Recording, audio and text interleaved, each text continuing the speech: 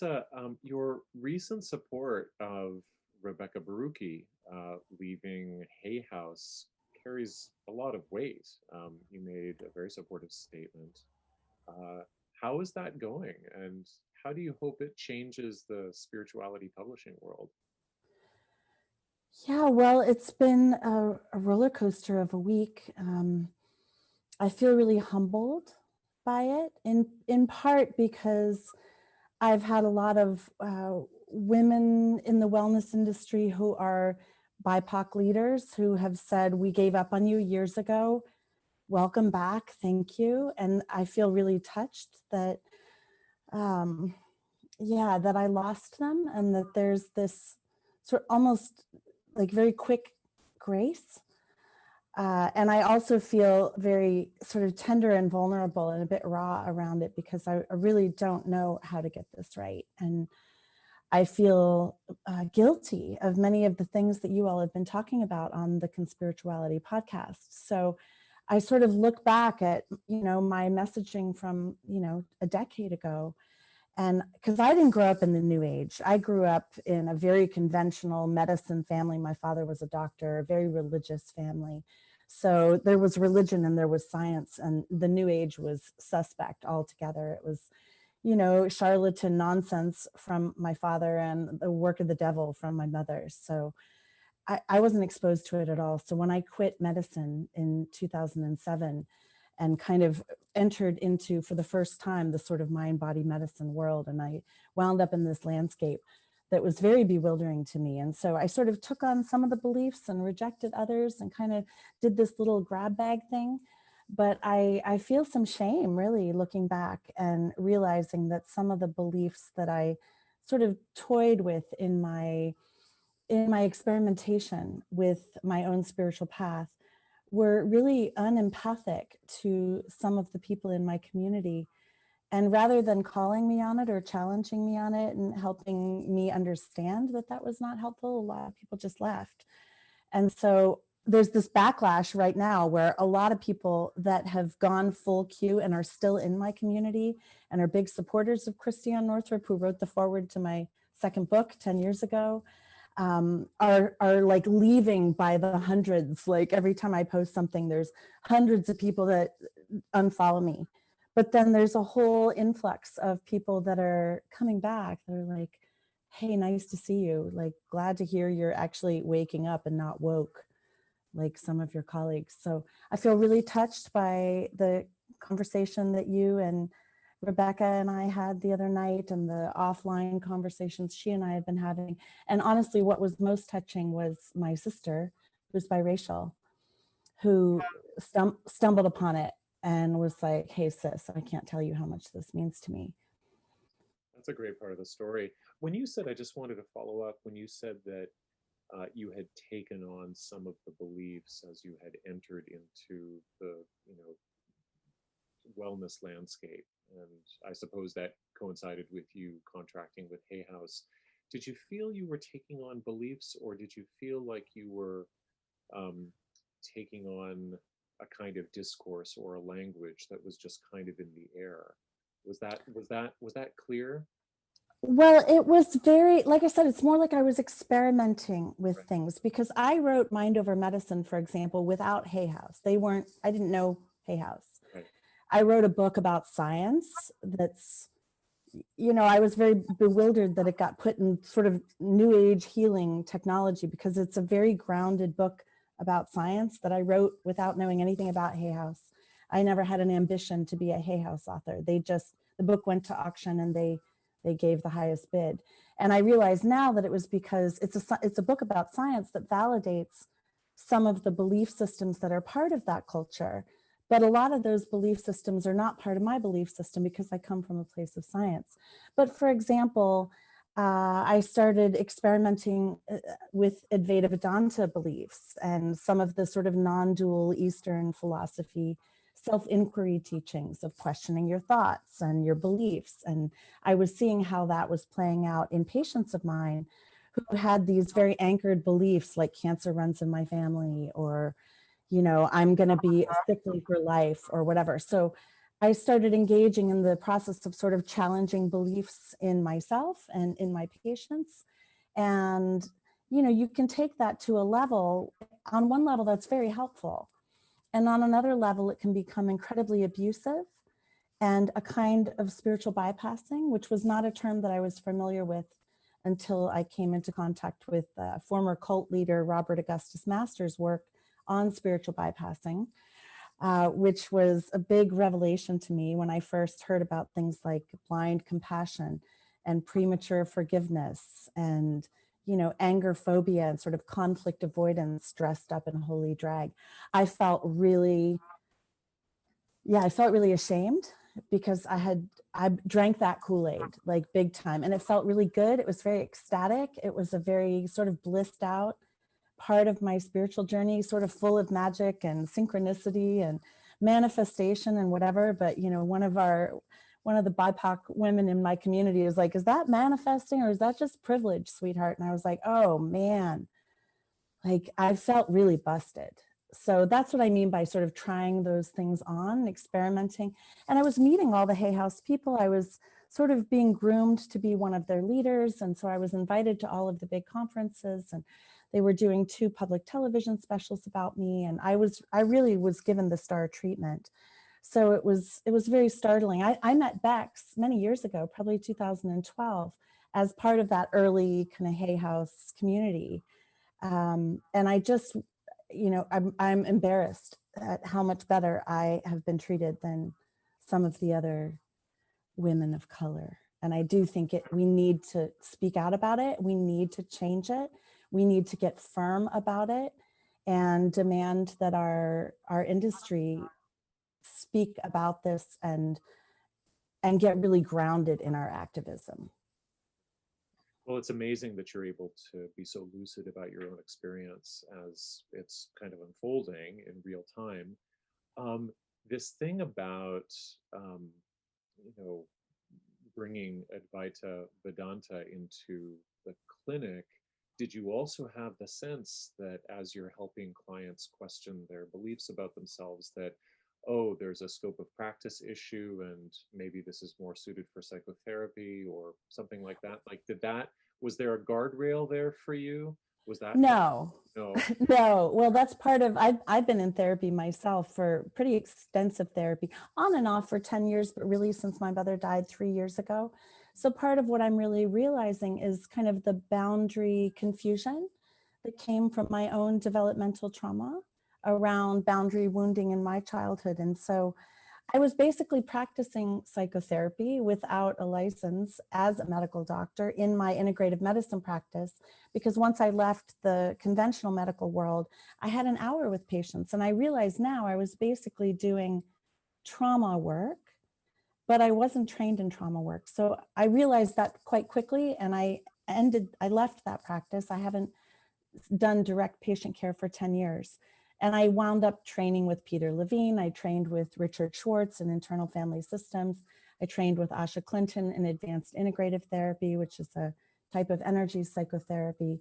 But I'm not a trained therapist. And so I did feel sort of in over my head in that world. And even the original draft of Mind Over Medicine, for example, I had an understanding of trauma and its relatedness to physical illness and the impact of healing trauma on the body, and how sometimes when we heal trauma, the body does get better when conventional medicine has failed. But I wasn't as trauma informed then as I am now. So I just rewrote Mind Over Medicine. I was grateful actually to have the opportunity to do that, because I really needed to explain the work in a more trauma-informed way. But yeah, it is a question about scope of practice. And it's still confusing for me because I train doctors now, and part of what I'm teaching them is that we need to actually, this needs to be part of the scope of our practice. It's not, Yeah. Go ahead.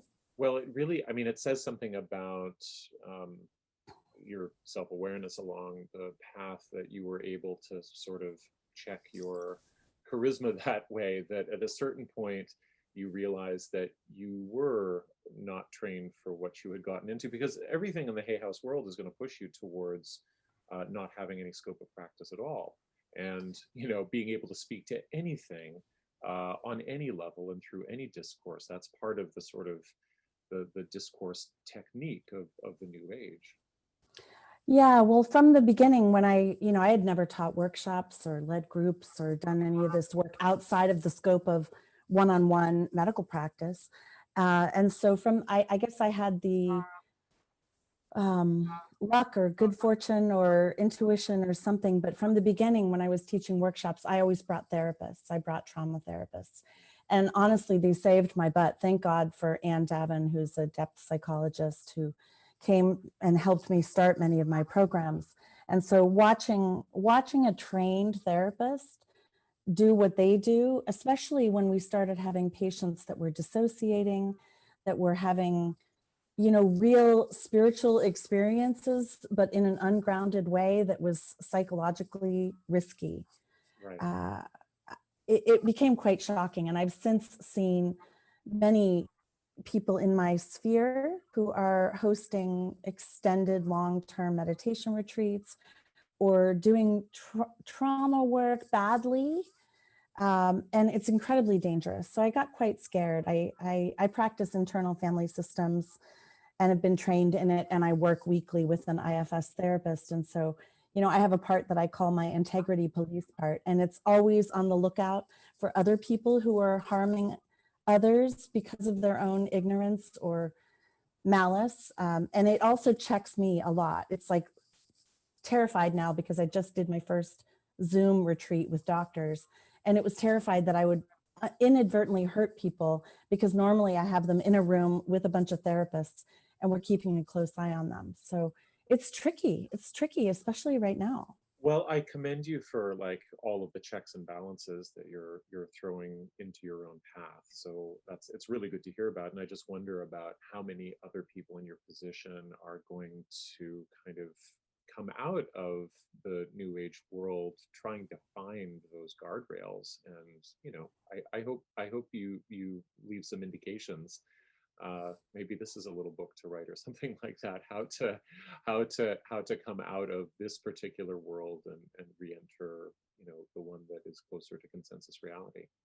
Well, it's tricky because I've been asked a lot for sort of consultation lately on, for example, what are the guidelines that we should be following if we're doing deep spiritual work or deep psychological work in the transformational space. And I'm lucky because two of my teachers were in cults. I've been under the tutelage of a spiritual teacher who's a physician for 13 years. And she's been an exceptional teacher, Rachel Naomi Remen, who's an author who wrote Kitchen Table Wisdom and My Grandfather's Blessings. And Rachel has been hosting a spiritual circle of doctors that I got kind of scooped up when I left the hospital 13 years ago. And so I feel lucky because from the very beginning, before I ever had any sort of public presence, I wanted to be a writer, but I had no ambition to be in this role. But I wanted to be a writer, and I quickly discovered that writing a book and having talent wasn't enough. I wrote a book that 13 editors loved and 13 marketing departments turned down because I had no platform, which Right. I'd never heard of a platform. Right. So I was lucky because from the beginning, Rachel was really schooling me in, number one, how not to join a cult, and number two, how not to start a cult. And I still worry about it. I still worry about it. You were asking me, how do you manage your charisma? Right. And I feel shy even talking about that because do I have charisma? Well, I guess so. But how do I manage it? I go to therapy every week. I have a circle of people around me that I ask them to hold me accountable. And if I'm going off the rails or harming anybody, I want them to tell me. And I'm in a mastermind of other people in my position that I started because I wanted checks and balances. And I do try to learn more about boundaries and practice that. And I'm very careful about who I endorse and who I ally with, because my endorsement means something to people and I do have influence. And so I feel grateful that I got to use that power and privilege to share it with Rebecca Barucki And I'm really interested in using it to share it with other, Black, Indigenous, people of color, other marginalized communities. And I feel like that's, if people are in my position right now and they're not doing that, we need to have a conversation about that, because it's scary. There's been backlash. I get hate mail when I take a stand. People tell me to stay in my lane, Right. which makes me insane. And I was really grateful that the main medical journals have all come out recently, the Journal of the American Medical Association, the New England Journal of Medicine, to say racism is our lane. Right. Like we are in a pandemic. Talking about health and mental health during this time is in my lane, but there are people that don't like it if I seem to be getting political. Well, the other thing that's in your lane, just because of your following, your exposure, and the worlds you travel in, is QAnon and its impacts upon mental health. And we're in the week of the election. We know that the after effects of this particular fever dream are going to be with us for a long time. What do you think people who have been wrapped up in the various layers of this electoral, conspiratorial, political chaos will need most if they're going to recover and return to security, to a kind of normalcy? Well, they're going to need a shit ton of empathy and an off ramp. So part of what's hard right now, I think, is that I notice in myself the triggers that I get when my community is using my platform to post Q propaganda, to try to convert me, to try to convert other people in my following. And I've had to get really boundaried. And I've never been somebody who censored my Facebook feed. But I told people, I set a boundary and said, if you are trying to use my platform to promote a QAnon or conspiracy theorist agenda, you will be banned, and people are violating that. So I've just gotten ruthless and I'm banning people. But I also know that when people don't join a cult, they join a group, they join something that feels like a tribe, they join a place where they belong, they join a belief system. And if you suddenly set this really harsh boundary and they feel like you're being hostile and aggressive, then it doesn't feel necessarily safe for people to come back. So I feel like part of what we have to be, yes, protect yourself. Yes, set a boundary. Yes, take a stand. Yes, be firm, because, people do burn bridges when they join cults. But as you know from your cult research, the only way, like when a loved one or a trusted teacher goes down the rabbit hole, like if there's not an off ramp, like a safe way for them to come out and say, oh my God, I made a mistake. I've hurt people. I've hurt you. I've lacked empathy. I wasn't caring enough about the people that are dying of COVID, or the Black Lives Matters protesters, or and all of the people that have been hurt by systemic racism. And I've been using my spiritual bypassing or whatever because I actually couldn't handle that much pain. And I'm seeing that in my followers right now. And it feels so, my empath parts are feeling like it's so fragile, it's so tender, that it's almost like a toothache. Like if you breathe on it, it's the vulnerability of being able to say, when people are reading things that I'm writing about spiritual bypassing, for example, and the damage that it does and how abusive it can be, and how things like questioning your beliefs or the law of attraction, or many of these sort of new age teachings, how they can be used as psychological manipulation in a way that's really abusive to people who have been legitimately victimized. And when people are feeling the shame of recognizing that they've been complicit in that, and I know that because I've felt it, it's really uncomfortable. And that's why I think internal family systems is so helpful, because we can tell people, and I do tell people, so you have a spiritual bypassing part, or you have a QAnon part. It's just a part. Right. And you also have a self that is the immanent divine, the goddess incarnate, that is the real you. And you can be with that part empathically in yourself. And then if I'm in that aspect of my being, then I can be in empathic relationship to people that have gotten lost down the rabbit hole and maybe are still down the rabbit hole, but especially if they dare to come out. Like you and I have been talking, and I think I have permission to say this, about Charles Eisenstein, who's one of my dearest friends. And I have been sort of watching him and caring about him and listening to what you all are saying about him, much of which I agree with. And also, how do we give somebody an off ramp? How do we give leaders or followers an opportunity to say, oh, okay, I'm going to change my direction. And if there's no safe way for people to leave their tribe, which, you know, people, if they've come into a Q community like Christiane Northrup, they love it there. It's like going to grandma and they're having tea and it's all love, light, and rainbows, and there's a great awakening and they're going into the fifth dimension together, and it's utopia. It's this utopian story, and they're really bonded.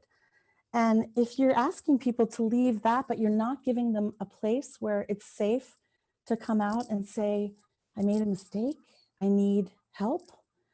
So I think if people do notice, you know, especially if you're close to somebody who has gotten red pilled, to be able to make sure that there is an off ramp, and that if they haven't burned too many bridges and you can still keep your heart open, that you can help them get professional help and refer them to a good IFS therapist or AIT therapist or somatic experiencing therapist or some of the trauma therapies that really work, if they're willing and they're open.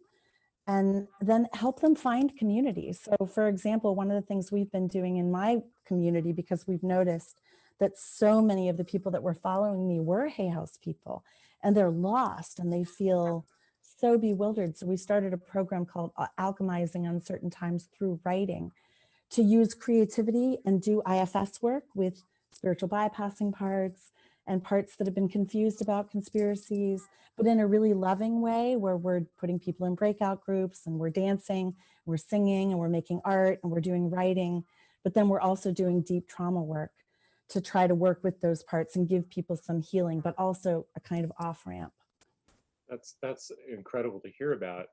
It seems to me like any off ramp really has to have an in real life component, if not being based in the real world. Because when I think about what's at stake for influencers and their followers who have um, not only been overtaken or indoctrinated by QAnon, but have also gained a kind of identity and, as you say, group bonding with the process of the digital warriorship or saviorship that they're engaged in. Like, they're players in the game. And to give that up, online is much different. It's much, the stakes must be much higher than what it would feel like to give it up in the context of, you know, a friend relationship where the bridge isn't totally burned. There's still the opportunity to have coffee or to take a walk through the neighborhood or through the forest. It seems like the social media component of QAnon is its most deadly weapon, because it really isolates not only people somatically from the conversations that they're not really even having, but it also it increases the stakes for leaving. Like, you lose a whole bunch of friends and connections, you gain a whole bunch of friends and connections, but they're very thin. And yet, I feel that most QAnon folks are holding on to them by their teeth, by the skin of their teeth. Well, the hard reality is that they're not friends. They're connections, but they're not friends, because the minute you challenge any of the belief systems, you know, they love bomb you into the community. It's, you know, it's a love fest in a classic sort of narcissistic love bombing kind of gaslighting sort of way. But then the minute you begin to be curious or start to question the belief systems or introduce facts or challenge, as I've been doing, like, they will turn on you super quickly. So I'm grateful that I have the support that I have, and the therapist that I have, and the community of other influencers that I trust that I have, because it could be incredibly scary. I'm actually not afraid to destroy my career, if because there are people that are afraid. From what I just did, I've been told you're going to destroy your career in publishing. I don't really care. I mean, I am the sole breadwinner in my family, so I don't say that lightly. I don't have another source of income right now, but I would destroy my career in order to do the right thing right now. But I want to just really highlight in yellow pen what you said about the importance of this being in person.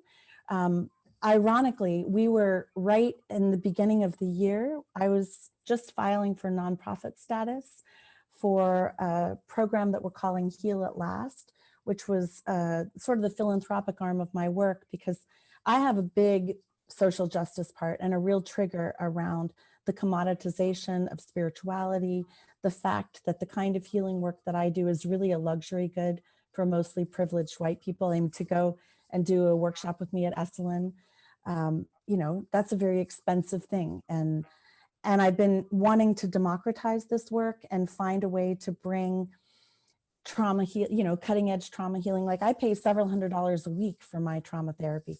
The people that need it the most cannot afford to do that. And that to me is just not okay. It's not covered by insurance, the kind of therapy that I'm doing. Energy healing is not available in the insurance system. Things like shamanic healing or spiritual teachings, meditation retreats, these are all luxury goods.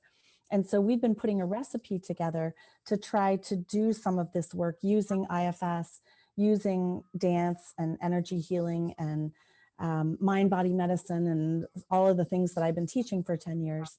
And we had $200,000 grants to get this started as a pilot program for in-person groups, kind of based on the 12-step model. Like, you know, instead of people in recovery from addiction, these would be people maybe who identify as being in recovery from illness, injury, or trauma, who have not been served inside the conventional system. And we had a whole team in place. We had IFS therapists and other therapists that were going to be our group leaders to host a pilot program all over the world with, you know, small groups in churches and community centers and yoga teacher training places, and where it was by donation only, just like 12-step. And we had a recipe and a model, and we're about to start a group leader training in March. Wow. And of course, the whole thing fell apart. So we're just now getting started to try to figure out how to handle this during the COVIDian era, because I agree with you. That's part of what we're doing, is trying to find an off-ramp. And we never, that was, QAnon was not on our radar as part of why this nonprofit would be needed. But now more than ever, I feel like we literally need a grounded circle of in-person people, maybe outside social distance with masks on, so they can see each other and ideally touch each other. That's becoming increasingly tricky. Right, right. Yeah. What about you? How are you taking care? How are you taking care of yourself? You're standing up to a big publisher. You are realizing that your following is, you know, very much divided by QAnon. You know, you're in California, and you know, on any given day, the sky might be red and the air quality might be bad. And my power just came on 2 hours ago after being off for 3 days. So this, you know, we're doing a couple of interviews this pre-election week, which, you know, during which I don't think a lot of people are going to get a lot of sleep. How are you taking care of yourself in such stressful times with such stressful materials? And, you know, do you have any really simple advice? Well, part of my self-care, and this sounds a bit paradoxical, but part of my self-care is my social justice work, because it feels self-caring to be doing something and not feeling helpless and powerless and watching my country go fascist. I feel like if this country does become a fascist country and we repeat some sort of horrific Holocaust, I want to at least be able to say, I took every risk. I did everything within my power and privilege to prevent it. Right. But on a more personal level, I have been a creative person my whole life. I was in a dance company when I was young. I got my first book deal when I was 12. I've been writing since I was 5. I've been a visual artist since I was 20. I used to have 10 galleries that represented my art. And I've been making a whole series of encaustic paintings that are like a fire series. They're all red and orange with molten beeswax and blow torches. And it's like a pyromaniacs. Caustic is layers and layers of beeswax, right? It's layers and layers of beeswax. Yeah, I wrote my It's first like book is called it's a medieval art form, as I understand. it's from ancient Greece from 2000 years ago. Oh, it's not medieval, it is Iron Age. Okay. Yes, my first book is called Encaustic Art. I interviewed 60 artists who work with the medium all over the world. And so I've been doing a lot of painting. I have a 14-year-old daughter who's doing remote school. And so we've been painting and writing and dancing. And honestly, one of the most self-care healing tools for me is music. I was not allowed to listen to music when I was young because my mother was a fundamentalist Christian. I was allowed to listen to like praise choirs. Right. And so the minute I went to college, I started obsessively reading Rolling Stone, and I have an alter ego I call DJ Zaza. And so we've been making playlists and dance parties, and my daughter plays the guitar, and I'm a singer, and so is my daughter. And so it's like singing and dancing in the art studio while I'm, teaching this writing class with other writers doing trauma therapy work. And my IFS therapy is part of my self-care. Every day I spend, and this, I feel embarrassed to say this because it's so part of my white privilege, but every day I take my puppy and walk 2 hours on Stinson Beach with my feet in the water and my feet on the ground. And then I go skinny dipping at the little nudie beach in where I live and get my body cold and in the water. And I feel like I've been sheltered in paradise. I mean, during lockdown, it was only people who live in West Marin that were allowed to even be on the beaches and on the trails. And I felt like we were hoarding paradise, and I felt really guilty about that. But it was also incredibly nourishing to be able to just be outside all the time. So you can see I'm a little brown because I'm outside all the time. A little bit, yeah. I get on the computer to do my social justice work, and then I go outside because Right. it's literally the only way I know how to tolerate this. And I have a lot of my spirituality is very animist. I have a very sort of nature-based spiritual practice, and I do my meditations and my movement in nature with a lot of earth offerings and ritual. So, my spiritual practices, my meditation, my yoga, these are all things that I've been doing outside. And yeah, that's very nourishing for me. But I also realize like I feel such an empathic resonance and tenderness, and just I feel awful about people that are sheltered in the projects and can't get to nature, and there's smoke outside, and the breeze here tends to bring the smoke inland, so we have good air right now, but the East Bay can be smoked in sometimes, so Yeah, it's rough. I'm not quite sure about this last question, but I'll just give it a try, which is if you didn't have all of the resources that you've named, if you didn't have access to the outside, if you didn't have, the beeswax to do the paintings, uh, if you really had fallen on hard times, what do you think? And you were experiencing what the majority of the world experiences. Uh, what do you think you would rely on? What would be the thing that would be stable and accessible to you? Well, anybody can make art with a pencil and a piece of paper. We just taught our doctors a healing method that Shiloh Sophia created called metacognitive drawing.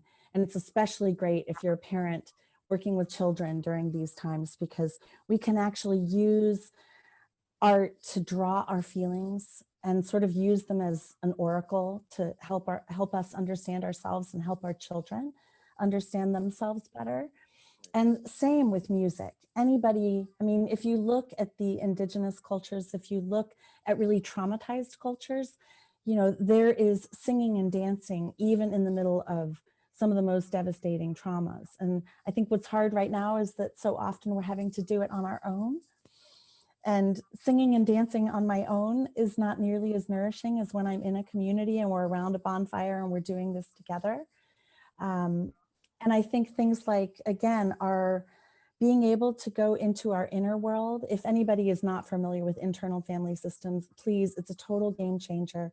It's all about how to, it's the ultimate self-care to me. It's, you know, people talk about self-love and self-compassion and self-acceptance, but how do you love the parts of yourself that hurt people or that hurt yourself? Like, how do you love your inner critic?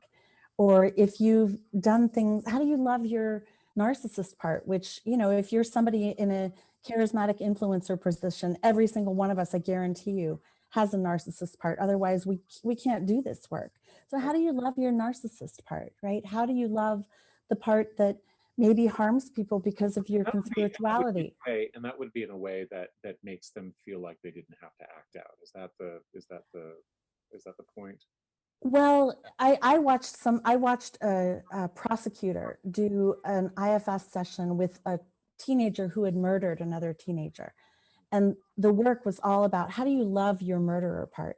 Because all of those parts, you know, addict parts, the parts that we tend to demonize and make New Year's resolutions around, all of those parts think they're trying to protect us. And the work really, and this is the work anybody can do.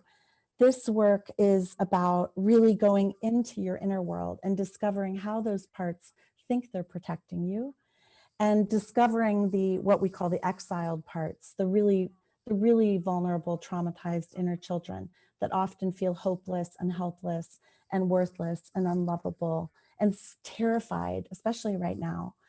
And then you have all these spiritual bypassers say the only virus is fear itself. And that's terrifying to these terrified parts.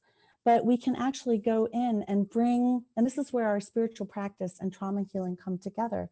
We can bring our mature adult divine self as the parent to those protectors that think they're helping and let them know that we can do a better job helping those parts, and then we can actually go to the really young parts, and it's incredible. It's like a reunion. Like every time I discover an exile that I didn't know was in there and it meets me, there's like this incredible heart opening empathic connection, and the little one is like so happy to see me. It sounds like I'm a crazy person talking about all my alters, because IFS is based on the idea that we all actually do have multiple parts inside of us. And if anybody has watched the kids movie Inside Out, the Pixar movie, it's based on IFS, the idea that we have all these little parts that are fighting with each other, that are trying to control us. But if we have that self-leadership, which is the goal of every real spiritual teaching, every real spiritual practice, then that aspect of our being can be fully embodied and fully in presence with those parts of ourselves that act out, those parts that get very flooded with emotion, those parts that maybe are tempted to buy into beliefs like conspirituality to try to avoid those really uncomfortable feelings. Yeah, I don't know if I answered You you that to, you, question to, well. you totally answered, and I'm really happy that you were able to take the time. And thank you so much, Lissa. Oh, it was a pleasure. Thank you for giving me this opportunity. I'm really grateful, and for all the work that all of you guys are doing. Really, thank Thank you. you. Thank you. Keep safe. You too.